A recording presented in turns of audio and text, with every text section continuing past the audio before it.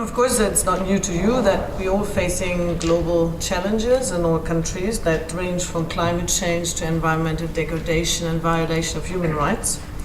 And we are quite aware that as a government we're not able to tackle all of these challenges alone, but the private sector has to assume its responsibility. We want to use in general the innovative power of the private sector, also the capital of the private sector to mobilize private funds, and we just wanted to broaden the stakeholders we work with, and particularly from the private sector end. So the emerging markets, multinational, were the kind of natural new strategic partners we wanted to engage with. They have the potential for changing the environment they're working in for the benefit of, in particular, poor people in these countries.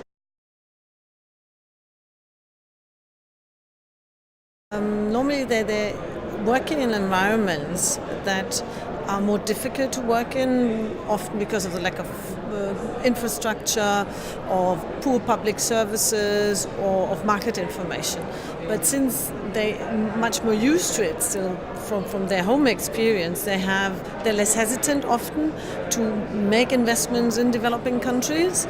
And I think that's something, they're more open to it, and that's something that companies from the north, so-called north or industrialized countries could learn from. And also the innovative ways of looking at things. I think they can bring something to the table that is new for a lot of companies that might not dare yet to invest in developing countries because the investment climate might be not perfect. So, and that's from a development policy perspective, of course, very relevant, because it might help us to facilitate investment into developing countries.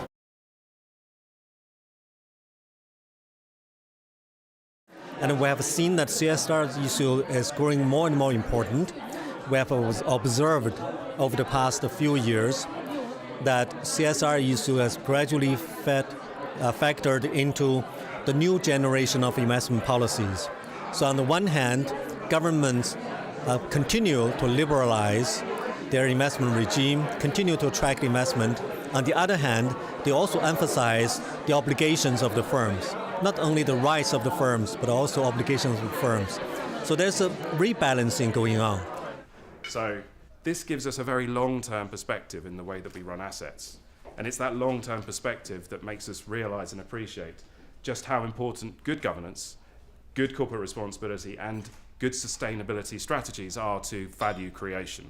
Because of the unsustainable development that we currently have within the economy, the value of the asset base that we run will be lower in 30 to 40 years than it otherwise would be if the economy was on a more sustainable footing. So that's why we're so interested in the area of sustainability.